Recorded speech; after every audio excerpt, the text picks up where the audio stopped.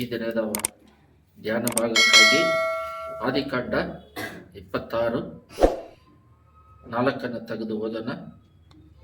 ಆದಿಕಾಂಡ 26:4. ನಿನ್ನ ತಂದೆಯಾದ ಅಬ್ರಹಾಮನು ನನ್ನ ಮಾತನ್ನು ಕೇಳಿ ನಾನು ಹೇಳಿದಂತೆ ಮಾಡಿ ನನ್ನ ಆಜ್ಞಾ ವಿಧಿ ನೇಮಗಳನ್ನು ಕೈಗೊಂಡು ನಡೆದುದರಿಂದ ನಾನು ಅವನಿಗೆ ಮಾಡಿದ ಪ್ರಮಾಣವನ್ನು ನೆರವೇರಿಸುವೆನು. ಇಂಗ್ಲಿಷಲ್ಲಿ ಓದ್ರಿ ಯಾರಾದರೂ ಒಬ್ರು. Because Abraham obeyed my voice and kept my charge, my commandments, my statutes and my laws. ಕಣ್ಣುಗಳನ್ನು ಮುಚ್ಚಿ ಪ್ರಾರ್ಥನೆ ಮಾಡೋಣ. ಆದಿಕಾಂಡ 26:4 ಹೇಳಿದ ಪ್ರಕಾರವಾಗಿ ಒಬೇ ಕಮಾಂಡ್ಮೆಂಟ್ಸ್ ಅಂಡ್ ಲಾಸ್, ಈ ರೀತಿ ಅಬ್ರಹಾಮನು ದೇವರ ಮಾತಿಗೆ ವಿಧೇಯರಾಗಿ ಎಲ್ಲ ಕಾರ್ಯಗಳಿಗೆ ನಡೆದಿರೋದ್ರಿಂದ ಅವನು ಆಶೀರ್ವದಿಸಿದ ಹಾಗೆ ನಾವು ನಿಮ್ಮ ಮಾತಿಗೆ ವಿಧೇಯರಾಗಿ ನಡೆಯುವಂತೆ ಕೃಪೆ ಮಾಡಬೇಕಾಗಿ ಯೇಸುವಿನ ನಾಮದಲ್ಲಿ ಬೇಡಿದ್ದೇವೆ ತಂದೆಯೇ, ಆಮೆನ್. ನೋಡ್ರಿ, ಬೈಬಲಲ್ಲಿ ಸ್ಪಿರಿಚುವಲಲ್ಲಿ ಬೆಳವಣಿಗೆ ಇದೆ. ಆರಂಭದಲ್ಲಿ ಹಣ್ಣು ತಿಂದರು, ಆದಾಮ್ ಯಾವಾಳ್ ಹಣ್ಣು ತಿಂದರು, ಏನಕ್ಕೆ ತಿಂದರು ಅಂತ ಹೇಳೆಲ್ಲ ಭಾಳ ಅದೆಲ್ಲ ನಾವು ಆಲ್ರೆಡಿ ಮೆಸೇಜಲ್ಲಿ ನೋಡಿದ್ದೇವೆ. ಹಣ್ಣು ಪಾಪವಲ್ಲ, ದೇವರ ಮಾತು ಮೀರುವುದೇ ಪಾಪ ಅಂತ ಹೇಳಿ ನೋಡಿದ್ವಿ. ಇನ್ನೊಂದು ಸ್ಪಿರಿಚುವಲಲ್ಲಿ ಬೆಳೆದಾಗ ದೇವರು ಮಾತನ್ನ ನಾವು ಕೇಳದೆ ಹೋದ್ರೆ ಅವನ್ನ ತಿರಸ್ಕರಿಸ್ದೈತೆ, ಅವರನ್ನ ಸ್ವೀಕರಿಸ್ತಾ ಇಲ್ಲ, ಅವನ್ನ ರಿಜೆಕ್ಟ್ ಮಾಡ್ತಾ ಇದ್ದೀವಿ ಅಂತ ಹೇಳಿ ನೋಡಿದ್ವಿ. ಅರ್ಥ ಆಗ್ತಿಲ್ಲ? ಇವಾಗ ಇನ್ನೊಂದು ಸ್ಟೆಪ್, 3ನೇ ಸ್ಟೆಪ್ಪಿಗೆ ನಾವು ಹೋಗ್ತಾ ಇದ್ದೀವಿ. ಈ ರೀತಿ ಸ್ಪಿರಿಚುವಲಲ್ಲಿ ಬೆಳವಣಿಗೆ ಇದೆ. ಏನಂತ ಹೇಳಿದ್ರೆ, ದೇವರು ಬಂದ್ಬಿಟ್ಟು ಇವಾಗ ಇಂಡಿಯಾದಲ್ಲಿ ಇಂಡಿಯನ್ ಕಾನ್ಸ್ಟಿಟ್ಯೂಷನ್ ಅಂತ ಹೇಳ್ತಾರೆ. ಅದೇ ದೊಡ್ಡದು. ಈ ಪ್ರೈಮ್ ಮಿನಿಸ್ಟರ್, ಪ್ರೆಸಿಡೆಂಟು, ಈ ಎಲ್ಲ ಪೊಲೀಸ್ ವ್ಯವಸ್ಥೆಗಳು ಆಗಲಿ, ಈ ಮನುಷ್ಯರದ್ದಾಗಲಿ ಎಲ್ಲ ಇಂಡಿಯನ್ ಕಾನ್ಸ್ಟಿಟ್ಯೂಷನ್ ಪ್ರಕಾರ ನಡ್ಕೋಬೇಕು. ಅದು ಒಂದು ಸಿಸ್ಟಮೆಟಿಕ್ ಆಗಿ ಮಾಡಿರ್ತಾರೆ. ಇದಕ್ಕೆ ಇದು ಪನಿಷ್ಮೆಂಟು ಈ ಥರನೇ ನಡಿಬೇಕು, ಈ ಥರನೇ ಮಾಡಬೇಕಂತೇಳಿ. ಆ ರೀತಿ ಆ ಕಾನೂನು ಪ್ರಕಾರನೇ ಎಲ್ಲನೂ ಆ ನಂಬರ್ಗಳನ್ನ, ಕೋಡ್ಗಳನ್ನ ಇಟ್ಟು ಎಲ್ಲ ನಡೀತಾ ಇರೋದು. ಆ ರೀತಿ ಇದನ್ನ ಮಾಡಿದವರು ದೇವರು. ಅದೇ ನೀವು ಇವಾಗ ಓದ್ರಲ್ಲ ಆದಿಕಾಂಡ 26:4 ಅದರಲ್ಲಿ 3 ಪಾಯಿಂಟ್ ಇದೆ. ದೇವರು ಅಬ್ರಹಾಮ್ ಬಂದ್ಬಿಟ್ಟು ಅವರಿಗೆ ಒಬೇ ಮಾಡಿದ್ರು, ಅವರಿಗೆ ವಿಧಿಯರಾದರು ಅಂತೇಳಿ. ಮತ್ತೆ 2ನೇದಾಗಿ ಕಮಾಂಡ್ಮೆಂಟ್ಸ್, ಅವ್ರು ಕೊಟ್ಟಿರುವ ಆಜ್ಞೆಯನ್ನು ಜೀವಿತದಲ್ಲಿ ಪರಿಪಾಲಿಸಿದ್ರು ಅಂತೇಳಿ.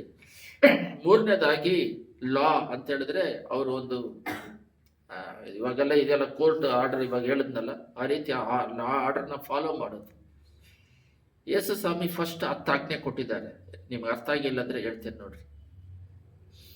ಆ 10 ಆಜ್ಞೆಯಲ್ಲಿ 4ನೇದು ಆಜ್ಞೆ, ನೀವು ಎವ್ರಿ ಸಂಡೇ ಚರ್ಚ್ಗೆ ಹೋಗ್ಬೇಕು, ಸಬ್ಬತ್ ದಿನವನ್ನು ಆಚರಿಸಬೇಕು. ಅದು 1, 2, 3, 4, 5, 7, 8, 9, 10ವರೆಗೂ ಇದೆ. 10 ಆಜ್ಞೆಯಲ್ಲಿ ನಿನ್ನ ದೇವರಾದ ಯೆಹೋವನನ್ನು ಸಬ್ಬತ್ ದಿನದಲ್ಲಿ ಆಚರಿಸಬೇಕಂತಿದೆ. ಬಟ್ ನಾವೇನ್ ಮಾಡ್ತೀವಿ, ಅದು ಬಂದು ಒಂದು ಲಾ ಅಂತ ಇಟ್ಕೊಳ್ರಿ. ಆದರೆ ಅದಕ್ಕೆ ಒಬೇ ಮಾಡಬೇಕು. ಆ ದೇವರ ಕಮಾಂಡ್ಮೆಂಟ್ಗೆ, ಲಾಗೆ ನಾವು ವಿಧೇಯರಾಗಬೇಕು. ಅದನ್ನ ಮೀರಿದ್ರೆ ಏನಂತ ಹೇಳ್ಬಿಟ್ಟು 613 ಎಕ್ಸ್ಟ್ರಾ ಕೊಟ್ಟಿದ್ದಾರೆ. ಅರ್ಥ ಆಗಿಲ್ಲ? 10 ಬಂದು ಪರ್ಫೆಕ್ಟ್ ಆಗಿರುತ್ತೆ. ಆದರೆ ಇವಾಗ 4ನೇದು ಸಭಾ ದಿನದಲ್ಲಿ ಸಭೆಗೆ ಬರದಂಗೆ ಮೀರಿದವನಿಗೆ ಏನು ದಂಡನೆ ಕೊಡಬೇಕು ಅಂತ ಹೇಳಿದ್ರೆ ಅದಕ್ಕೆ 613 ಸಪ್ರೇಟ್ ಆಗಿ ತಂದೆ ತಾಯಿ ವಿಧೇಯರಾಗಬೇಕು ಅಂತಿದೆ. ಸರಿ, ವಿಧೇಯರಾಗದೇ ಇದ್ದವನಿಗೆ ಏನು? ಆ ರೀತಿ ಎಕ್ಸ್ಟ್ರಾ ಒಂದು 613 ಮೈನ್ ಆಗಿ ಒಂದು ಇರುತ್ತೆ. ಅದರಲ್ಲಿ ಎಕ್ಸ್ಟ್ರಾವಾಗಿ ಇದನ್ನ ಕೊಟ್ಟಿರ್ತಾರೆ. ಈ ದಿನದಲ್ಲಿ ದೇವರು ಆತ್ಮಿಕದಲ್ಲಿ ಮಾತಾಡೋದಕ್ಕೆ ನಮ್ಮ ಜೊತೆಯಲ್ಲಿ ಅವರ ಒಂದು ಹೊಂದಾಣಿಕೆಗೆ ಕೊಟ್ಟಿರುವ ವಾಕ್ಯ ಏನಂತ ಹೇಳಿದ್ರೆ, ದೇವರು ಬಂದು ಈ ಲೋಕದಲ್ಲಿ ಒಂದು ನೇಮವನ್ನು, ಆರ್ಡರ್ ಅನ್ನು ಮಾಡಿದ್ದಾರೆ. ಅದು ಮಾಡಿದವರು ಅವರು. Who makes order cannot breaks the order ಅಂತಿದೆ. ಯಾರು ಆ ಲಾ ಅಂದ್ರೆ, ಒಂದು ಜಡ್ಜೆ ಯಾರೋ ಒಂದು ವ್ಯಕ್ತಿ ಆರ್ಡರ್ ಪಾಸ್ ಮಾಡ್ತಾರೆ, ಈ ರೀತಿ ಆ ರೋಡ್ನ ದಾಟಬಾರ್ದಂತ ಅವರೇ ಪಾಸ್ ಮಾಡಿರ್ತಾರೆ. ಅವರೇ ದಾಟಿದಾಗ ಅವ್ರನ್ನೇ ಹಿಡಿದು ಒಳಗಾಗ್ತಾರೆ. ನಾನೇ ಮಾಡಿದ್ದೆ ಅಂತ ಹೇಳಿದ್ರೆ, ನೀನ್ ಮಾಡಿದ್ರು ಸರಿ, ಯಾರು ಮಾಡಿದ್ರು ಸರಿ, ಈ ರೋಡ್ ದಾಟಬಾರ್ದಂತ ಹಾಕಿದ್ದಾರೆ ಅಂತೇಳಿ. ಅದು ಆ ಥರ ದೇವರು ಒಂದು ನಿಯಮ ಇಟ್ಬಿಟ್ಟು ಅದನ್ನ ದೇವರೇ ಮೀರಿದ್ರೆ, ಎಲ್ಲ ಗಮನ ಇಟ್ಟು ಕೇಳ್ರಿ, ದೇವರೇ ಮೀರಿದ್ರೆ ಅದು ತಪ್ಪಾಗುತ್ತೆ. ಬಟ್ ದೇವರು ಜೀವ ಬೇಕಾದ್ರೆ ಕೊಟ್ಬಿಡ್ತಾರೆ, ಬಟ್ ಆರ್ಡರ್ನ ಮೀರೋದಿಲ್ಲ. ಏನು ಆರ್ಡರ್ನ ಮೀರೋದಿಲ್ಲ. ಅದರಿಂದ ಸೈತಾನಿಗೆ ಏನು ಒಂದು ನಿಯಮ ಇದೆ, ಆ ನಿಯಮ ಪ್ರಕಾರನೇ ಅವನು ಸೈತಾನನು ಆಕ್ಟಿವೇಟ್ ಮಾಡ್ತಾನೆ. ಅದನ್ನು ಮೀರಿ ಮಾಡೋಕ್ಕಾಗೋದಿಲ್ಲ. ದೇವ್ರದ್ದು ಸೈತಾನಗೂ ಒಂದು ನಿಯಮ ಇದೆ. ಅವನಿಗೆ ಫುಲ್ ಅಥಾರಿಟಿ ಕೊಟ್ಬಿಟ್ರೆ ಎಲ್ಲರನ್ನೂ ಕೊಂದಾಕ್ಬಿಡ್ತಾನೆ. ಇವಾಗ ಎಲ್ಲರನ್ನೂ ಪಾಪದಲ್ಲಿ ಬೆಳೆಸ್ಬಿಡ್ತಾನೆ. ಸರಿ, ಇದು ಏನಕ್ಕೆ ಇದು ಮಾತಾಡ್ತಿದೀವಿ ಅಂತ ಹೇಳಿದ್ರೆ, ಇವಾಗಿನ ಕಾಲದಲ್ಲಿ ಗ್ರೇಸ್ ಬಗ್ಗೆ ಮತ್ತೆ ದೇವ್ರು ಏನಕ್ಕೆ ನಾ ಪಾಪ ಮಾಡಿದ್ರು ತಪ್ಪಾದ ಮೆಸೇಜ್ಗಳು ಹೋಗ್ತಾ ಇದೆ, ಬೋಧನೆಗಳು ಹೋಗ್ತಾ ಇದೆ. ಅದಕ್ಕೆ ಈ ದಿನದ ಮೆಸೇಜ್, ದೇವರ ಮಾತು ನಮಗೆ ಬಹಳ ಉಪಯೋಗಕ್ಕೆ ಬರುತ್ತದೆ ಅಂತ ಅನ್ಕೊಳ್ತಾ ಇದ್ದೀನಿ. ಮೊದಲನೇದಾಗಿ ದೇವರು ಬಂದ್ಬಿಟ್ಟು ಒಂದು ಪ್ರೋಟೋಕಾಲ್, ನಿಯಮವನ್ನು ಇಟ್ಟಿದ್ದಾರೆ. ಏನ್ ನಿಯಮ ಅಂತ ಹೇಳಿದ್ರೆ, ದೇವರು ಒಂದು ಮಾತು ಹೇಳಿರ್ತಾರೆ, ಇದು ಮಾಡಬೇಡ ಅಂತ ಹೇಳ್ಬಿಟ್ಟು, ಅದು ಅಷ್ಟಕ್ಕೆ ಪವರ್ ಜಾಸ್ತಿ ಇದೆ. ಎಲ್ಲ ಗಮನ ಇಟ್ಟು ಕೇಳಿ, ಅಷ್ಟಕ್ಕೆ ಪವರ್ ಜಾಸ್ತಿ ಅದಕ್ಕೆ, ಆ ಮಾತಿಗೆ. ಏನಂದ್ರೆ ಅದನ್ನ ನಾವು ಮಿತಿ ಮೀರಿ ಮಾಡಿದಾಗ, ಎಲ್ಲ ಗಮನ ಇಟ್ಟು ಕೇಳ್ರಿ, ಅದನ್ನ ಮಿತಿ ಮೀರಿ ನಾವು ಮಾಡಿದಾಗ ದೇವರನ್ನ ತಿರಸ್ಕರಿಸಿದಾಗ ಆಗುತ್ತೆ. ಇರೋದೇ ಎರಡು, ಎಲ್ಲ ಗಮನ ಇಟ್ಟು ಕೇಳ್ರಿ, ಇರೋದೇ ಎರಡು. ಒಂದು ದೇವರು, ಎಲ್ಲ ಅವರಿಗೆ ಆಪೋಸಿಟ್ ಸೈತಾನ. ಇವಾಗ ನಾವು ದೇವರನ್ನ ತಿರಸ್ಕರಿಸಿದ್ರೆ ಇನ್ನೊಬ್ಬ ಇರೋದು ಯಾರು? ಸೈತಾನನ ನಾವು ಸ್ವೀಕರಿಸಿದಾಗ ಆಗುತ್ತೆ. ಎಲ್ಲರೂ ಹೇಳ್ತಾರೆ, ಇವಾಗ ದೇವ್ರು ಬಂದ್ಬಿಟ್ಟು ಪಾಪ ಮಾಡ್ತಾ ಇದ್ರೆ ಏನಕ್ಕೆ ತಡೆಯೋದಿಲ್ಲ ಅಂತ ಹೇಳ್ತಾರೆ. ದೇವರು ಬಂದ್ಬಿಟ್ಟು ಪಾಪ ಇದೆ, ಪರಿಶುದ್ಧ ಮಾರ್ಗ ಇದೆ, ಆ ಪಾಪ ಮಾಡಬೇಡ್ರಿ ಅಂತ ಹೇಳ್ತಾರೆ. ದೇವ್ರ ಕೈಯಲ್ಲಿ ಆ ಆರ್ಡರ್ನಲ್ಲಿ ಇರುವುದು ಏನಂದ್ರೆ, ಎಲ್ಲರೂ ಒಂದು ಪ್ರಸಂಗ ಹೇಳ್ತಿದ್ರು ಅವಾಗ, ಅದು ಇವಾಗ ನಾನು ಯೂಸ್ ಮಾಡ್ತಾ ಇಲ್ಲ ಆ ವರ್ಡನ್ನ. ಅದರ ಬದಲು ಬೇರೆ ದೇವರ ಒಂದು ಸಿಸ್ಟಮೆಟಿಕ್ ಅನ್ನು ನಾನು ಹೇಳ್ತಾ ಇದ್ದೀನಿ. ದೇವ್ರ ಕೈಯಲ್ಲಿ ಎಲ್ಲ ಆಗುತ್ತೆ, ಬಟ್ ಬಲವಂತವಾಗಿ ಬಂದು ನಿಮ್ಮ ಪಾಪವನ್ನು ತೆಗಿಯೋಕ್ಕಾಗಲ್ಲ. ನೀವು ಪರ್ಮಿಷನ್ ಕೊಡದೇ ಇದ್ರೆ, ನೀವೇನಾದರೂ ಪರ್ಮಿಷನ್ ದೇವರಿಗೆ ಕೊಡದೆ ಹೋದರೆ, ದೇವರಾಗೆ ಬಂದು ಆಕ್ಟ್ ಮಾಡಿ ಅವರೇ ಸ್ವಂತಷ್ಟವಾಗಿ ಬಂದು ನಿಮ್ಮನ್ನ ಬಲವಂತವಾಗಿ ಸೈತಾನನ ಹೊರಗಾಕಕ್ಕಾಗಲ್ಲ. ಅದಕ್ಕೆ ನೀವು ವಾಕ್ಯ ಓದಿದ್ದು. ಏನ್ ವಾಕ್ಯ ಅಂತ ಹೇಳಿದ್ರೆ, ಆದಿಕಾಂಡ 1:26 28 ಓದ್ತೀನಿ ನೋಡ್ರಿ. ಎಲ್ಲ ಕ್ರಿಮಿಕೀಟಗಳ ಮೇಲೆಯೂ ಎಲ್ಲ ಭೂಮಿಯ ಮೇಲೆಯೂ ದೊರೆತನ ಮಾಡಲಿ ಅಂದನು. ಇಂಗ್ಲಿಷಲ್ಲಿ ಸೂಪರ್ ಆಗಿರುತ್ತೆ. ಎಲ್ಲ ಕಂಟ್ರೋಲು ಮನುಷ್ಯನಿಗೆ ಕೊಡ್ತಾರೆ ಪೂರ್ತಿಯಾಗಿ. 6 ದಿನ ಸೃಷ್ಟಿ ಮಾಡಿ 7ನೇ ದಿನ ರೆಸ್ಟ್ ತಗೊಂಡ್ರಲ್ಲ, ಅವಾಗ ಎಲ್ಲ ಕಂಟ್ರೋಲು ಮನುಷ್ಯನಿಗೆ ಕೊಟ್ಬಿಡ್ತಾರೆ. 28 ಇದೆ, ಮೀನುಗಳ ಸಮುದ್ರದ ಮೀನುಗಳ ಮೇಲೆಯೂ ಆಕಾಶ ಪಕ್ಷಿಗಳ ಭೂಮಿಯಲ್ಲಿ ಚಲಿಸುವ ಎಲ್ಲ ಜೀವಿಗಳ ಮೇಲೆಯೂ ದೊರೆತನ ಮಾಡಲಿ. ಅಂದ್ರೆ ಪೂರ್ತಿ ಮನುಷ್ಯನ ಕೈಲಿ ಕೊಟ್ಟಿದ್ರು, ಪೂರ್ತಿ ಅವರೇ. ಇವ್ರು ತಗೊಂಡೋಗಿ ಸೈತಾನ್ ಕೈಲಿ ಕೊಟ್ರು. ಆಯ್ತಾ? ಇವಾಗ ಸೈತಾನ್ ಕೈಯಲ್ಲಿ ಕೊಟ್ಟಿದ ತಕ್ಷಣ ದೇವರೇ ಬಂದು ಅದನ್ನ ಪ್ರಾಣ ತ್ಯಾಗ ಮಾಡಿ ಅದನ್ನ ಬಿಡುಗಡೆ ಮಾಡಬೇಕಾಗಿದೆ. ಆಯ್ತಾ? ಆದ್ರೆ ಸೈತಾನನು ಬಗ್ಗೆ, ದೇವ್ರ ಬಗ್ಗೆ ಇವತ್ತು ಧ್ಯಾನಿಸಿ ನಾವು ಮುಗಿಸೋಣ. ಸೈತಾನ ಬಂದ್ಬಿಟ್ಟು ಅವನೊಂದು ದೇವದೂತರಿಗಿಂತ ಚಿಕ್ಕವನು. ಅದು ಬೈಬಲಲ್ಲಿ ಇದೆ. ಯಾವ ರೀತಿ ಅಂತ ಹೇಳಿದ್ರೆ, ಎಲ್ಲೆಲ್ಲೆಲ್ಲ, ಎಲ್ಲ ಗಮನ ಇಟ್ಟು ಕೇಳ್ರಿ, ಎಲ್ಲೆಲ್ಲೆಲ್ಲ ಮಿಕಾವೇಲು ಬರ್ತಾರೆ, ಎಲ್ಲೆಲ್ಲ ಸೈತಾನು, ಲೂಸಿಫರ್ ಅಂತ ಹೇಳ್ತೀವಲ್ಲ, ಅವನ್ನೆಲ್ಲ ಎಲ್ಲೆಲ್ಲ ಅಟ್ಯಾಕ್ ಮಾಡ್ತಾನೋ. ಒಂದ್ಸಲ ಉದಾಹರಣೆಗೆ ನಿಮಗೆಲ್ಲ ಗೊತ್ತಿದೆ, ಬಟ್ ರಿವಿಷನ್ಗೆ ಹೇಳ್ತೀನಿ. ಮೋಸೆ ಶರೀರದ ಬಗ್ಗೆ ಬಂದು, ಇದು ಅವ್ನು ತಪ್ಪು ಮಾಡಿದ್ದಕ್ಕೆ ಅವನ್ನ ಮರಣ ಮಾಡಿದ್ರು, ಅದರಿಂದ ಈ ಶರೀರ ನಂತಂದ್ರೆ ಮಿಕಾವೇಲ್ ಬಂದು ದಂಡಿಸಿ ಆ ಶರೀರವನ್ನು ಮಿಕಾವೇಲೆ ಜಯ ಹೊಂದುತ್ತಾನೆ. ಎರಡನೇದಾಗಿ ದಾನಿಯಲ್ ವಿಷಯದಲ್ಲಿ, ದಾನಿಯಲ್ ಪ್ರೇಯರ್ ಮಾಡಿದ ತಕ್ಷಣ ಉತ್ತರ ಬಂತು. ಅದು ಏಂಜಲ್ ಬಂದ್ಬಿಟ್ಟು, ಗೇಬ್ರಿಯಲ್ ಏಂಜಲ್ ಬಂದ್ಬಿಟ್ಟು ಯುದ್ಧ ಮಾಡುವುದಲ್ಲ, ಅವ್ರ ಮೆಸೆಂಜರ್ ಮಾತ್ರನೇ. ಅದರಿಂದ ಎಲ್ಲರೂ ತಪ್ಪಾಗಿ ತಿಳ್ಕೊಂಡಿದ್ದಾರೆ. ಓಹೋ, ದೇವದೂತರಿಗಿನ ಸೈತಾನ್ ದೊಡ್ಡವನು, 21 ದಿನ ಅವನ್ನ ತಡೆ ಹಿಡಿದ್ರು ಅಂತ ಹೇಳ್ಬಿಟ್ಟು. ಆ ಥರ ಅಲ್ಲ. ದೇವರಲ್ಲಿ ಒಂದು ಪ್ರೋಟೋಕಾಲ್ ಇದೆ, ಅದ್ರ ಬಗ್ಗೆನೇ ಇವತ್ತು ಧ್ಯಾನಿಸ್ತಾ ಇರೋದು, ಆರ್ಡರ್ ಅಂತ ಹೇಳ್ಬಿಟ್ಟು. ದೇವರು ಆರ್ಡರ್ ಮಾಡಿರೋದು ಏನಂದ್ರೆ, ದೇವದೂತರಿಗೆ ಮೆಸೇಜ್ ಕೊಡ್ಬೇಕಾದ್ರೆ ಮೆಸೇಜ್ ಮಾತ್ರ ಕೊಡ್ತಾರೆ. ಮತ್ತೆ ಮೀಕಾಲ್ ಬಂದ್ಬಿಟ್ಟು ಅವನ್ನ ಹೊಡೆದು ಉಳಿಸಿ ಸೋಲಿಸ್ತಾರೆ. ಸರಿ, ಇಷ್ಟು ಲಾಸ್ಟ್ ಆನ್ಸರ್ ಏನಂದ್ರೆ, ಆದಿಕಾಂಡ 20 ನೋಡ್ರಿ, ದೇವ್ರ ತಾನೇ ಬರಬೇಕು, ದೇವರೇ ಬರೋದಿಲ್ಲ. ಅವನ ನರಕಕ್ಕೆ ಹಾಕೋದಕ್ಕೆ ದೇವದೂತ ಬರ್ತಾನೆ. 20 ಓದ್ತೀನಿ ನೋಡ್ರಿ, ಪ್ರಕಟಣೆ 20. ಆಗ ಒಬ್ಬ ದೇವದೂತನು ಮಿಕಾವೇಲ್ ಅದೋ ಲೋಕದ ಬೀಗದ ಕೈಯನ್ನು ದೊಡ್ಡ ಸರ್ಪಣೆ ಕೈಯಲ್ಲಿ ಹಿಡಿದುಕೊಂಡು ಪರಲೋಕದಿಂದ ಇಳಿದು ಬರುವುದನ್ನು ಕಂಡನು. ಅವನು ಯೆಹೋವನಿಗೆ ದರ್ಶನ ಬರುತ್ತೆ. ಅವನ ಪಿಶಾಚನು ಸೈತಾನನು ಆಗಿರುವ ಪುರಾತನ ಘಟಸರ್ಪ ಯಾವುದು? ಆದಿ ಕಾಂಡದಲ್ಲಿ ಆದಾಮ ಯಾವಳನ್ನ ಯಾಮರಿಸ್ತಲ್ಲ ಘಟಸರ್ಪ. ನೋಡ್ರಿ ಇಲ್ಲಿ ಪುರಾತನ ಘಟಪ ಹಿಡಿದು 1000 ವರ್ಷ ಬಂಧನದಲ್ಲಿ ಇಟ್ಟದ್ದು. ಹೆಂಗಿಡಕ್ಕಾಗುತ್ತೆ? ಇದು ಮಾಡಿದ ದೇವರಂತಿದ್ಯಾ? ದೇವದೂತನಂತಿದೆ. ಸರಿ, ನಮ್ಮ ಮೆಸೇಜ್ಗೆ ಹೋಗೋಣ. ಈ ಸೈತಾನ್ ಇದ್ದಾನೆ ಮತ್ತೆ ದೇವರಿದ್ದಾರೆ. ಇದರಲ್ಲಿ ಮನುಷ್ಯರು ನಾವಿದ್ದೀವಿ. ನಾವು ಬಂದ್ಬಿಟ್ಟು ಎಲ್ಲ ಗಮನ ಇಟ್ಟು ಕೇಳ್ರಿ, ಎಲ್ಲೆಲ್ಲಿ ಕನಸ್ಕೊಂಡು ಬೇಡ್ರಿ, ವಾಕ್ಯ ಕೇಳ್ರಿ. ದೇವರು ಬಂದ್ಬಿಟ್ಟು ನಮ್ಮ ಹತ್ರ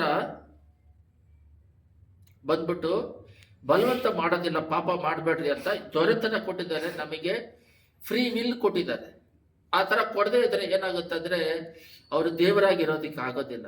ಎಲ್ಲ ಬಲವಂತ ಮಾಡಿ ಕಂಟ್ರೋಲಲ್ಲಿ ಇಟ್ಕೊಂಡ್ರೆ ಅದು ಬಂದ್ಬಿಟ್ಟು ಸರ್ವಾಧಿಕಾರ ಆಗ್ಬಿಡುತ್ತೆ, ಸ್ವತಂತ್ರವಾಗಿರೋದಿಲ್ಲ. ಅದರಿಂದ ದೇವರು ಏನು ಮಾಡಿದ್ದಾರೆ, ನಮಗೆ ಸ್ವತಂತ್ರ ಕೊಟ್ಟು ಈ ಭೂಲೋಕವನ್ನು ನಮಗೆ ಕೊಟ್ಟಿದ್ದಾರೆ. ಆದರೆ ಈ ಡೆವಿಲ್ ಅಂತ ಇದಾರಲ್ಲ, ಎಲ್ಲ ಗಮನ ಇಟ್ಕೊಳ್ರಿ, ಈ ಮೆಸೇಜ್ ನಿಮಗೆ ಅರ್ಥ ಆಗುತ್ತಾ ಇಲ್ಲ ನೋಡ್ರಿ. ಆ ಡೆವಿಲ್ ಅಂತ ಇದಾರಲ್ಲ, ನಾವು ದೇವರನ್ನ ತಿರಸ್ಕರಿಸಿ ಅವನ ಮಾತಿಗೆ ವಿಧೇಯರಾಗಿ ಅವನ ಮಾತನ್ನ ಕೇಳೋದಿಕ್ಕೆ ಶುರು ಮಾಡಿದಾಗ ಇವ್ರು ರಿಜೆಕ್ಟ್ ಆಗ್ತಾರೆ. ಅವನ ಮಾತಿಗೆ ಕೇಳಿದಾಗ ಅವನಿಗೆ ಗುಲಾಮರಾಗ್ತೀವಿ, ಅವನಿಗೆ ಅಧೀನದಲ್ಲಿ ಇದ್ದು ಅವನು ಹೇಳ್ದಂಗೆ ನಡ್ಕೊಳ್ತೀವಿ. ಎಲ್ಲರೂ ಹೇಳ್ತಾರೆ ದೇವರು ನೀವು ತಂದೆ ಹೋಗ್ಬಿಟ್ಟು ಮಕ್ಕಳನ್ನ ಬಿಟ್ಟು ಬಿಡ್ತಾರ, ಅವರೆಷ್ಟೇ ಪಾಪ ಮಾಡಿದ್ರು ಪರಲೋಕ ರಾಜ್ಯಕ್ಕೆ ಸೇರ್ಸ್ಕೊಂತಾರೆ ಅಂತ ಹೇಳ್ಬಿಟ್ಟು ಹೇಳ್ತಾರೆ. ಇಲ್ಲಿ ದೇವರು ಬಂದ್ಬಿಟ್ಟು ಕೈ ಬಿಡೋದಾಗ್ಲಿ ಕಾಪಾಡೋದಾಗ್ಲಿ ದೇವ್ರದ್ದು ಸಬ್ಜೆಕ್ಟ್ ಇಲ್ಲ. ಇಲ್ಲಿ ಮನುಷ್ಯ ಬಂದ್ಬಿಟ್ಟು ದೇವರ ಮಾತಿನ ಕೇಳದೆ ಇದ್ರೆ ಅವನ್ನ ತಿರಸ್ಕರಿಸಿದಂಗೆ, ಸೈತಾನ ಮಾತು ಕೇಳಿದ್ರೆ ಅವನ್ನ ಸ್ವೀಕರಿಸಿದಂಗೆ. ಅವನ್ನ ಸ್ವೀಕರಿಸ್ಕೊಂಡು ಅವನ ಜೊತೆಯಲ್ಲಿ ಸಾವಾಸ ಮಾಡ್ತಿದ್ರೆ ಅವನು ಕರ್ಕೊಂಡು ಹೋಗ್ತಾನೆ ನರಕಕ್ಕೆ. ದೇವರೇನು ದಬ್ಬೋದು ಇಲ್ಲ, ದೇವರೇನು ನಮ್ಮನ್ನು ಕೈ ಬಿಡೋದು ಇಲ್ಲ. ನಮಗೆ ಫ್ರೀ ವಿಲ್ ಕೊಟ್ಟಿದ್ದಾರೆ, ನಾವು ಏನಾದ್ರೂ ಚೂಸ್ ಮಾಡ್ಬೋದು.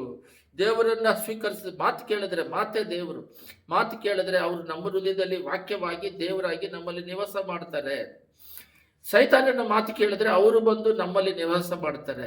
ಅವನು ನಮ್ಮನ್ನ ಡೆತ್ ಆದ್ರೆ ಕರ್ಕೊಂಡು ಹೋಗ್ತಾನೆ. ಎಲ್ಲ ಜನ ಹೇಳ್ತಾ ಇದ್ದಾರೆ ದೇವರ ಕೈ ಬಿಟ್ಟು ಬಿಡ್ತಾರಂತೆ. ದೇವ್ರ ಕೈ ಬಿಡೋದು ಇಟ್ಕೊಳ್ಳೋದು ಅಲ್ಲ, ಇದು ದೇವ್ರ ಕೈಯಲ್ಲಿ ಇಲ್ಲ, ನಮ್ಮ ಕೈಯಲ್ಲಿದೆ. ನಾವು ಯಾರಿಗೆ ಒಪ್ಪಿಸಿ ಕೊಡ್ತೇವೆ, ನಮಗೆ ಫ್ರೀ ವಿಲ್ ಕೊಟ್ಟಿದ್ದಾರೆ. ನಿಮಗೆ ಅಷ್ಟು ಅರ್ಥ ಆಗ್ಲಿಲ್ಲ ಅಂದ್ರೆ ನೋಡ್ರಿ, ಯೋವಾನ್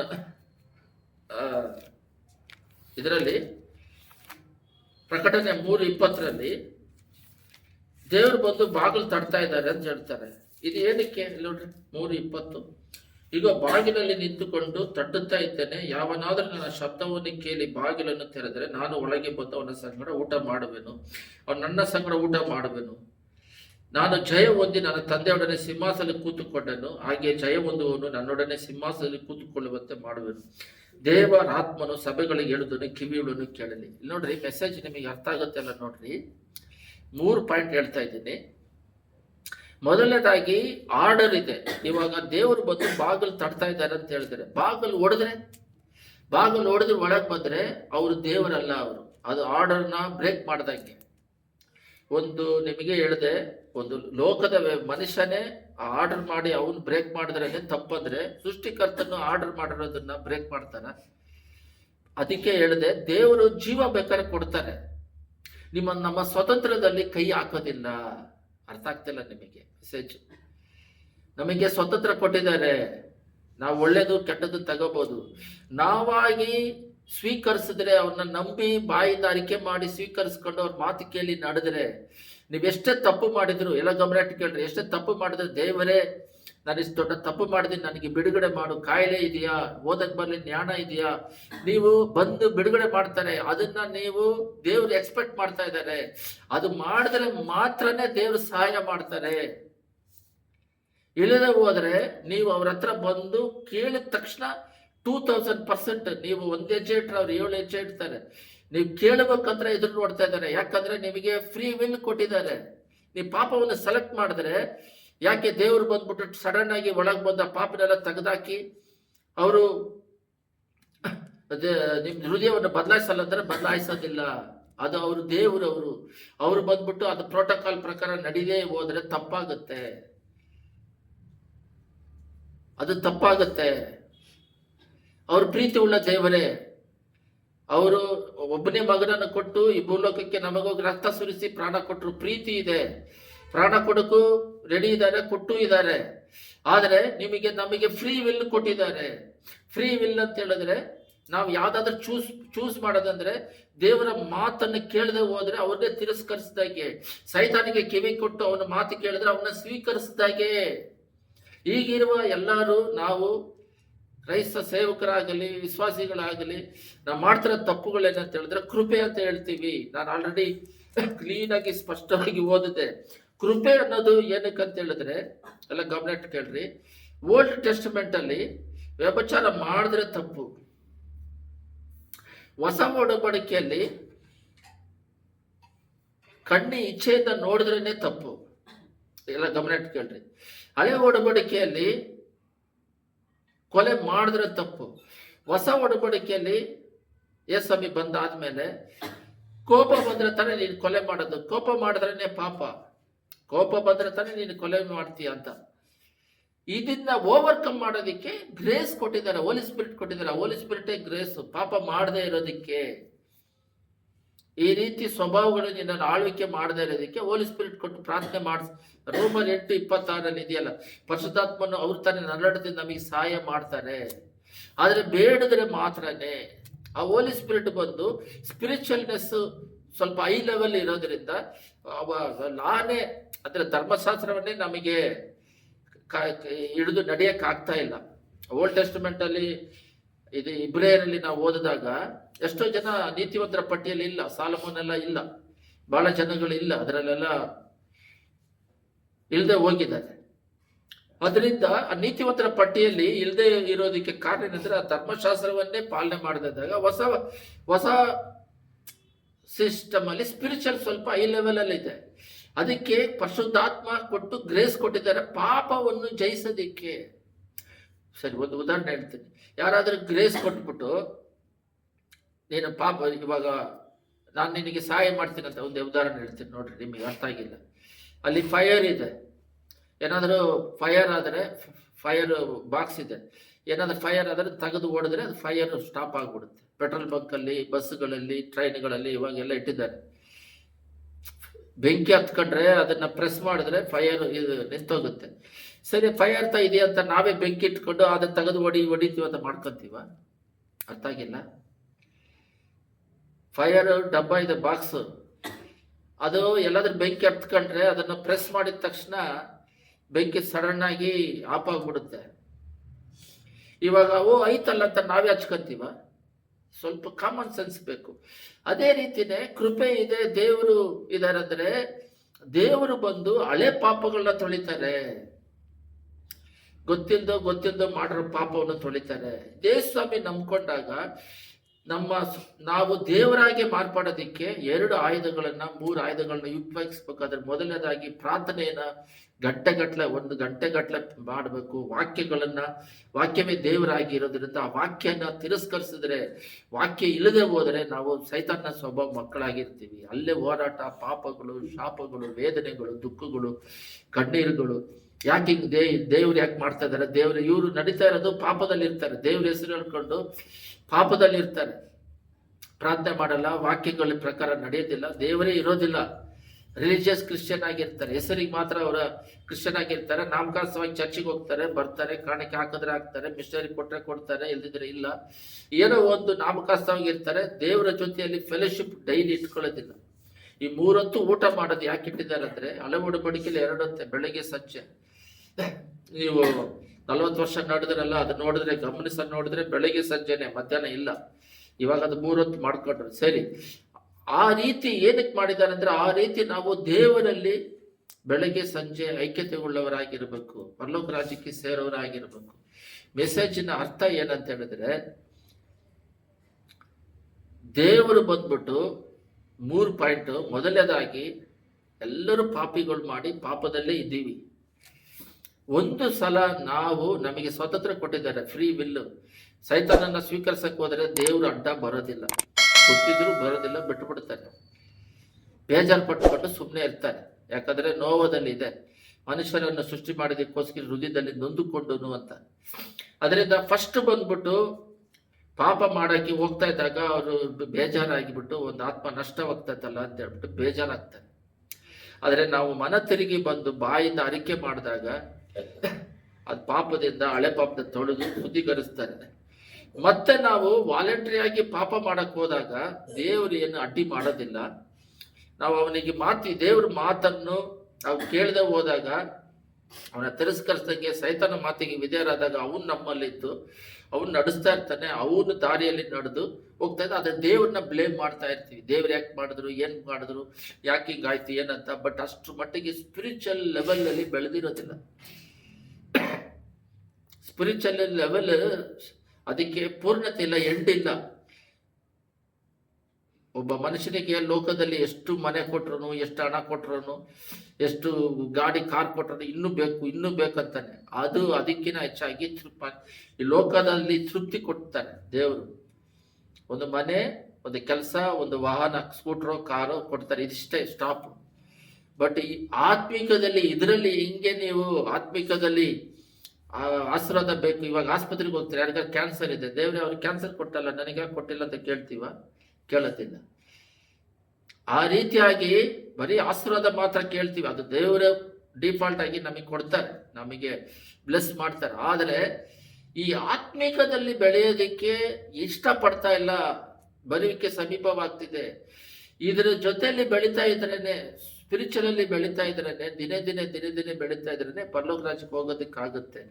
ನಾವೇನ್ ಮಾಡ್ತಾ ಇದೀವಿ ಈಗ, ನಮ್ಮ ಹೃದಯವನ್ನು ನಾವು ಚೆಕ್ ಮಾಡಿ ನೋಡ್ಕೊಂಡಾಗ ಏನಂತ ಅನ್ಸುತ್ತೆ ಅಂತ ಹೇಳಿದ್ರೆ, ನಮ್ಮ ಹೃದಯಗಳಲ್ಲಿ ಯಾವಾಗ ನೋಡಿದ್ರು ನೀವು ಆ ವಾಕ್ಯವನ್ನು ಓದಿದ್ವಲ್ಲ, ಆದಿಕಾಂಡ 26:4 ಅದು ಇಂಗ್ಲಿಷಲ್ಲಿ ಚೆನ್ನಾಗಿದೆ. ಅದರಲ್ಲಿ ಅವರು ದೇವರಿಗೆ ಒಬೇ ಆದನು, ಅವನ ಕಮಾಂಡ್ಮೆಂಟ್ಸ್, ಅವ್ರು ಕೊಟ್ಟಿರುವ ಆಜ್ಞೆಗಳನ್ನ ಪರಿಪಾಲಿಸಿದ್ರು. ಲಾ ಅಂದ್ರೆ ಇಂಗ್ಲಿಷಲ್ಲಿ ಲಾ ಅಂತ ಹೇಳಿದ್ರೆ ಅವರ ಒಂದು ಕಮಾಂಡ್ಮೆಂಟ್ಸ್ಗಳನ್ನೆಲ್ಲ ಕರೆಕ್ಟಾಗಿ ಆಜ್ಞೆ ವಿಧಿಗಳನ್ನ ನೆರವೇರಿಸಿದ್ರು ಅಂತೇಳಿ ಆಬ್ರಹಾಮದನ್ನ ನಾವು ನೋಡ್ತೀವಿ. ಆ ರೀತಿ ನಮಗೆ ಒಂದು ದೇವರು ಒಂದು ಪ್ರೋಟೋಕಾಲ್ ಇಟ್ಟಿದ್ದಾರೆ.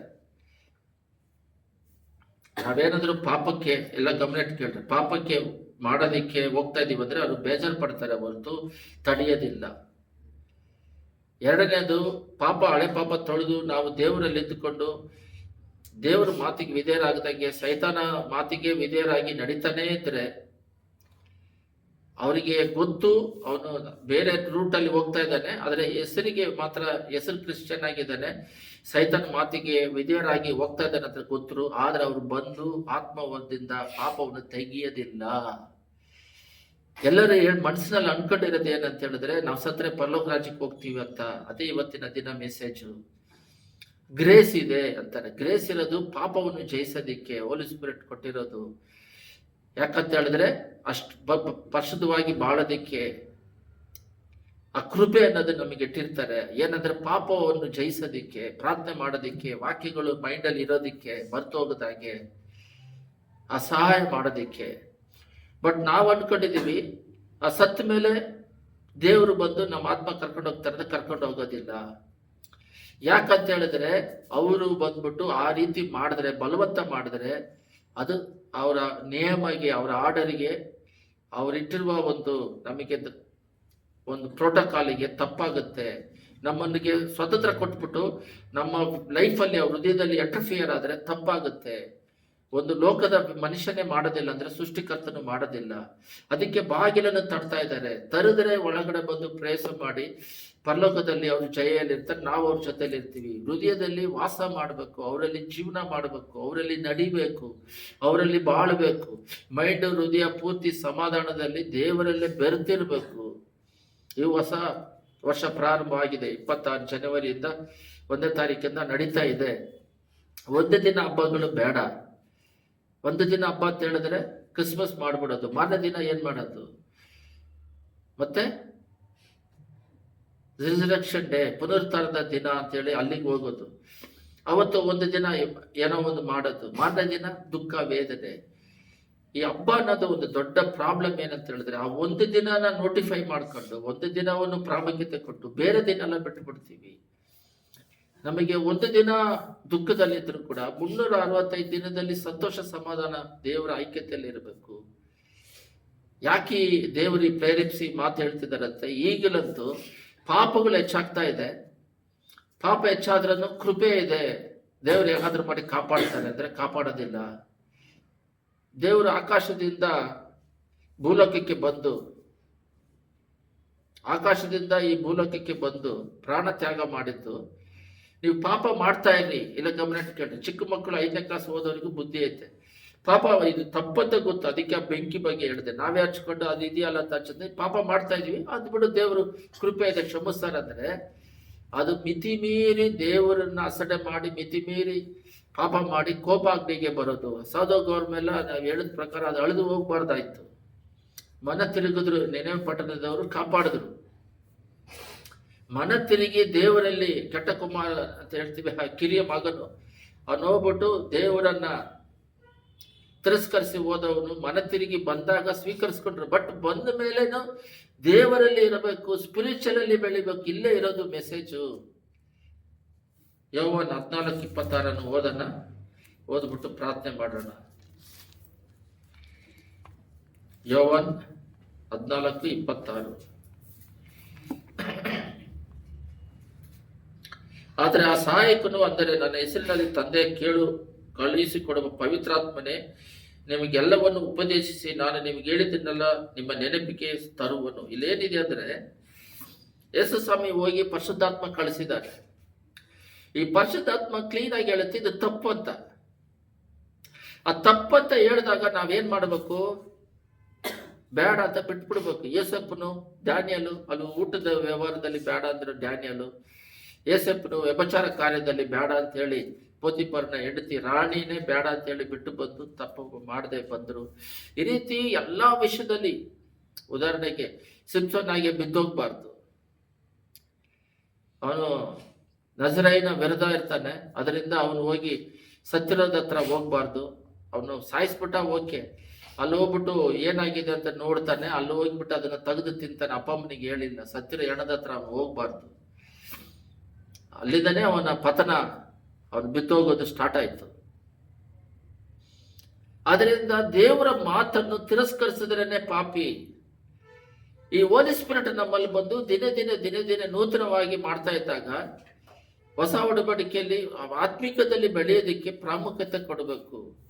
ನಮ್ಮ ಜೀವನ ಇದು ಒಂದೇ ಒಂದು ಜೀವನ, ಮತ್ತೆ ಇಲ್ಲ. ಇವಾಗ ಪರಿಶುದ್ಧತೆ ಬಗ್ಗೆ ಕಷ್ಟವಾಗ್ತಿದೆ. ಕಾರಣ ಏನಂತ ಹೇಳಿದ್ರೆ, ಈಗ ಕಡೆ ಕಾಲದಲ್ಲಿ ಪ್ರಕಟಣೆಯಲ್ಲಿ ಹೇಳಿದ ಹಾಗೆ ಯಾರನ್ನು ನುಂಗಲಿ ಅಂತ ಹೇಳಿ ಅವನೇನ್ ಮಾಡಿದ್ದಾನೆ, ಭಯಂಕರವಾಗಿ ಇಳಿದು ಬಂದಿದ್ದಾನೆ. ಅದರಿಂದ ಏನಾಗ್ತಿದೆ ಅಂತ ಹೇಳಿದ್ರೆ, ಭಯಂಕರವಾಗಿ ಅವನು ಸೈತಾನನು ತನಗಿರುವ ಕಾಲವು ಸ್ವಲ್ಪವೆಂದು ತಿಳಿದು ಮಹಾರೌದ್ರಗಳನ್ನು ತಮ್ಮ ಕಡೆಗೆ ಇಳಿದು ಬಂದಿದ್ದಾನೆ. ಎಲ್ಲಿ ತಿರುಗಿದ್ರೂ ಪಾಪ. ಇದಕ್ಕೆ ಕಾರಣ ಏನಂದ್ರೆ, ಕೈಯಲ್ಲಿ ಸೆಲ್ ಫೋನ್ ಸಿಕ್ಬಿಡ್ತು. ಇವಾಗ ಬಹಳ ಸೇವಕರುಗಳು, ಈ ಒಂದು ಸೇವಕರು ಹೇಳಿದ್ರು, ಸೇವಕರು ಸೆಲ್ ಇಟ್ಕೊಂಡ್ರೆ ತಾನೇ ಮಾತಾಡೋದಕ್ಕೆ. ನಮಗೇನಾದ್ರೂ ಗೊತ್ತಾಗೋದಾದ್ರೆ ಆ ಸೆಲ್ ಇಟ್ಕೊಂಡ್ರೆ ಅಂಥದ್ದು ಅವಶ್ಯಕತೆನೇ ಬೇಡ. ನಾನು ಸೆಲ್ ಏನಾದ್ರೂ ಇಟ್ಕೊಂಡ್ರೆ ನಿಮ್ಮನ್ನ ಆತ್ಮಿಕದಲ್ಲಿ ನಡ್ಸಕ್ಕಾಗಲ್ಲ, ನಾನು ದೇವರಲ್ಲಿ ಇರಕ್ಕಾಗೋದಿಲ್ಲ, ಸೆಲ್ಫೋನಲ್ಲಿ ಮಾತಾಡೋದಿರೋದು ಅಂತೇಳಿ ಶಾಲಂಬರ ರಾಜನ್ನವರು, ಆಂಧ್ರದ ಒಂದು ಸೇವಕರು ಸೆಲ್ಲೇ ಬೇಡ ಅಂತಿದ್ದಾರೆ. ಸೆಲ್ ಬೇಡ ಅಂತೇಳಿ ಇಟ್ಕೊಳ್ತಿಲ್ಲ ಅಂತ ಪ್ರಾರ್ಥನೆಯಲ್ಲಿ ಇದ್ದಾರಂತೆ. ಅವನ್ನ ನೋಡ್ಬೇಕಂದ್ರೆ ಡೈರೆಕ್ಟ್ ಆಗಿ ನೋಡ್ಬೇಕು. ಇಲ್ಲ ಯಾರಾದ್ರೂ ಒಂದು ಅಸ್ಟೇಟ್ ಹತ್ರ ಇಟ್ಟಿರ್ತಾರೆ, ಅದೇನಾದ್ರೂ ಇದ್ರೆ ಅವ್ರು ಹೇಳ್ತಾರೆ ಅಷ್ಟೇ. ಆ ಥರ ಮಾಡ್ಕೊಂಡಿದ್ದಾರೆ. ಇನ್ನೊಂದು ಸೇವಕರು ಅದೇ ರೀತಿ ಮಾಡ್ಕೊಂಡಿದ್ದಾರೆ. ಇವಾಗ ಇನ್ನೊಂದು ಸೇವಕರು ಇದ್ದಾರೆ, ಸೆಲ್ ನಾನು ಇವಾಗ ಅವಾಯ್ಡ್ ಮಾಡ್ತಾ ಇದ್ದೀನಿ. ಯಾರೋ ಒಬ್ಬರ ಜೊತೆಗೆ ಪಕ್ಕದಲ್ಲಿರೋರ ಹತ್ರ ಕೊಟ್ಬಿಟ್ಟು ಸೆಲ್ ಇಲ್ದಾಗ ಅವಾಯ್ಡ್. ಯಾಕಂದ್ರೆ ಟೈಮ್ ಎಲ್ಲ ತಿಂದ್ಬಿಡುತ್ತೆ ಅನಾವಶ್ಯಕವಾಗಿ. ಒಂದು 5 ನಿಮಿಷ ಕೂಡ ವೇಸ್ಟೇಜ್ ನೋಡಿದ್ರೂ ಹೋಯ್ತಲ್ಲಿ ಟೈಮು. ಯಾವಾಗಲೂ ಪ್ರಾರ್ಥನೆಯಲ್ಲಿ ಐಕ್ಯತೆಯಲ್ಲಿ ಇದ್ದು ಕೊಟ್ಟರು ಜವಾಬ್ದಾರಿಯನ್ನು ಕೆಲಸವನ್ನು ಮಾಡೋಕ್ಕಾಗ್ತಿಲ್ಲ, ಕರೆಕ್ಟಾಗಿ ಮಾಡೋಕ್ಕಾಗ್ತಿಲ್ಲ, ಪರ್ಫೆಕ್ಟಾಗಿ ಮಾಡೋಕ್ಕಾಗ್ತಿಲ್ಲ, ನೇಮವಾಗಿ ಮಾಡೋಕ್ಕಾಗ್ತಿಲ್ಲ. ಎಲ್ಲ ಕಣ್ಗಳಲ್ಲಿ ಮುಚ್ಚಿ ಪ್ರಾರ್ಥನೆ ಮಾಡೋಣ. ಸುದ್ದಿಮದಲ್ಲಿ ನಿವಾಸ ಮಾಡುವ ಪರಲೋಕ ತಂದೆಯೇ, ನಾವು ಪಾಪ ಮಾಡೋದಕ್ಕೆ ಹೋದಾಗ ನೀವು ಬಲವಂತ ಮಾಡೋದಿಲ್ಲ. ನಾವು ಸೈತಾನಲ್ಲೇ ಇದ್ದುಕೊಂಡಿದ್ದಾಗಲೂ ನೀವು ಬಂದು ಪಾಪದಿಂದ ನಮ್ಮನ್ನು ಬಿಡಿಸೋದಿಲ್ಲ. ಆದರೆ ನಾವು ಅರಿಕೆ ಮಾಡಿ ತಂದೆ ಇದರಿಂದ ಬಿಡಿಸು ಅಂತ ಬೇಡಿದಾಗ ನೀವು ಅಪ್ಪ ಬಿಡಿಸೋದಿಕ್ಕೆ ತಯಾರಿದ್ದೀರಾ. ನಮಗೆ ಸ್ವತಂತ್ರ ಕೊಟ್ಟಿದ್ದೀರಾ ಈ ಲೋಕವನ್ನು ಆಳ್ವಿಕೆ ಮಾಡೋದಿಕ್ಕೆ. ಈ ಸ್ವತಂತ್ರವನ್ನು ನಾವು ಉಪಯೋಗಿಸೋದಿಕ್ಕೆ ಕೃಪೆ ಮಾಡ್ರಿ ಎಸಯ್ಯ. ಯಾವುದೇ ಕಾರಣಕ್ಕೂ ದೇವರ ಮಾತನ್ನು ಕೇಳದೆ ಹೋದರೆ ದೇವರನ್ನು ತಿರಸ್ಕರಿಸಿದಾಗೆ, ಸೈತಾನನ್ನು ಸ್ವೀಕರಿಸಿದಾಗೆ ಇರೋದೇ ಎರಡು. ಒಂದು ದೇವರನ್ನು ಸ್ವೀಕರಿಸಬೇಕು, ಇಲ್ಲಾಂದ್ರೆ ಸೈತಾನನ್ನ ಸ್ವೀಕರಿಸಬೇಕು. ಸ್ವಭಾವಗಳೆಲ್ಲ ಸೈತಾನ ಸ್ವಭಾವಗಳಾಗಿ ಮಾರ್ಪಾಡ್ತಾ ಇದೆ. ದೇವರಾಗಿ ಮಾರ್ಪಾಡೋದು ಅಂದರೆ ಬೇಡದ್ರೆ ಮಾತ್ರನೇ ನೀವು ಬಂದು ಬಿಡುಗಡೆ ಮಾಡ್ತೀರಾ. ಎಸೆಯ ಬಾಗಿಲನ್ನು ತಟ್ತಾ ಇದ್ದೀರಾ. ಯಾಕೆ ಬಾಗಿಲು ಒಡೆದು ಒಳಗಡೆ ನುಗ್ಬೋದಲ್ಲ. ಅದು ಕಳ್ಳರು ಸೈತಾನನ್ನು ಮಾಡುವ ಕೆಲಸ. ಅವನು ಕದಿಯಲು ಮೋಸ ಮಾಡಲು ಬರ್ತಾ ಇರೋನು. ಅದು ದೇವರು ನಮಗೆ ಸ್ವತಂತ್ರ ಕೊಟ್ಟ ಆದ ಮೇಲೆ ಒಂದು ಸೃಷ್ಟಿಕರ್ತನು ದೇವರಾಗಿದ್ದುಕೊಂಡು ಆ ಬಾಗಿಲನ್ನು ಒಡೆದು ಒಳಗೆ ನುಗ್ಗಿ ಅಪ್ಪ ನಮ್ಮ ಆತ್ಮಗಳನ್ನ ಸರಿ ಮಾಡೋದಷ್ಟು ಅಪ್ಪ ಅದು ನಿನ್ನ ನೇಮಕ್ಕೆ ತಪ್ಪಾಗುತ್ತೆ. ಯಾಕಂದ್ರೆ ಸ್ವತಂತ್ರ ಕೊಟ್ಟೋದಕ್ಕೆ ಬೆಲೆ ಇಲ್ಲದೆ ಹೋಗುತ್ತೆ. ಎಸಯ್ಯ ಮನುಷ್ಯರುಗಳೇ ಎಸಯ್ಯ ನಿಯಮಗಳನ್ನ, ಲೋಕದ ನಿಯಮಗಳನ್ನ ಪಾಲಿಸ್ಬೇಕಂತ ಹೇಳಿದಾಗ ದೇವರು ನೀವು ನಿಯಮಗಳನ್ನ ಪಾಲಿಸ್ತಾ ಇದ್ದೀರಾ. ಆದರೆ ಬಾಗಿಲು ತಟ್ಟಿ ತೆರೆದರೆ ನಾವು ಅವಕಾಶ ಕೊಟ್ಟರೆ ಮಾತ್ರ ನಮ್ಮ ಜೊತೆಯಲ್ಲಿ ಊಟ ಮಾಡಿ ನಮಗೆ ಜಯಮಾಲೆಯನ್ನು ಕೊಟ್ಟು ನಿಮ್ಮ ಜೊತೆಯಲ್ಲಿ ಇಟ್ಕೊಳ್ತೀರಾ. ಎಸ್ ಯಾರನ್ನು ಬಲವಂತ ಮಾಡುವ ದೇವರಲ್ಲ. ಆದರೆ ನಾವು ಬಾಯಿಯಿಂದ ತಂದೆ ಬಲವಂತ ಮಾಡಿ ನಮ್ಮನ್ನ ಸರಿ ಮಾಡು ಅಂತ ಹೇಳ್ತೀವಿ. ಆದರೆ ಮನ ತಿರುಗುವುದಂಥದ್ದಿಲ್ಲ. ನಾವು ತಂದೆ ಪಾಪವನ್ನು ಕ್ಷಮಿಸಿರಿ, ನಿನ್ನನ್ನು ಸ್ವೀಕರಿಸ್ತೇವೆ, ಮಾತು ಕೇಳಿ ನಡೆಯೋದಕ್ಕೆ ತಂದೆ ನಮ್ಮನ್ನು ಒಪ್ಪಿಸಿಕೊಡುತ್ತಿದ್ದೇವೆ. ಆದಮ್ಮನು ತಂದೆ ಹಣ್ಣು ತಿನ್ಬೇಡ ಅಂತ ಹೇಳಿದ್ರೆ ದೇವರ ಮಾತು ಮೀರೋದು ಪಾಪ ಅಂತಿದ್ವಿ. ಅದು ಮಾತ್ರವಲ್ಲ, ದೇವರ ಮಾತನ್ನು ಕೇಳದೆ ಹೋದರೆ ಅವನ್ನ ತಿರಸ್ಕರಿಸಿ ಸೈತಾನನ್ನು ಸ್ವೀಕರಿಸಿದ ಹಾಗೆ ಆಗುತ್ತದೆ.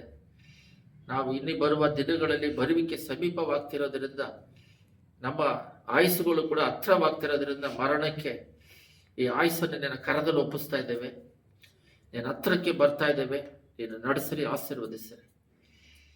ಯೇಸುವಿನ ನಾಮದಲ್ಲಿ ತಂದೆ ಅಪ್ಪ ಪರಿಶುದ್ಧಾತ್ಮವನ್ನು ಮಾತಾಡುವ ರೀತಿಯಲ್ಲಿ ನಡೆದಿ ಕೃಪೆ ಮಾಡ್ರಿ. ಹೊಸ ಒಡಂಬಡಿಕೆಯಲ್ಲಿ ಪರಿಶುದ್ಧವಂತನು ಇನ್ನೂ ಪರಿಶುದ್ಧತೆ ಅಧಿಕವಾಗಿ ಕಣ್ಣುಗಳನ್ನ ಇಚ್ಛೆಯಿಂದ ಹೆಣ್ಣನ್ನು ನೋಡಬಾರ್ದಂತೇಳಿ, ಕೋಪ ಮಾಡ್ಕೋಬಾರ್ದಂತೇಳಿ, ಆತ್ಮಿಕದಲ್ಲಿ ಸಮಾಧಾನ ಇರಬೇಕಂತೇಳಿ, ನೀತಿ ಮಾರ್ಗದಲ್ಲಿ ನಡಿಬೇಕಂತೇಳಿ ಪ್ರೋತ್ಸಾಹ ಮಾಡ್ತಾ ಇದ್ದೀರಾ.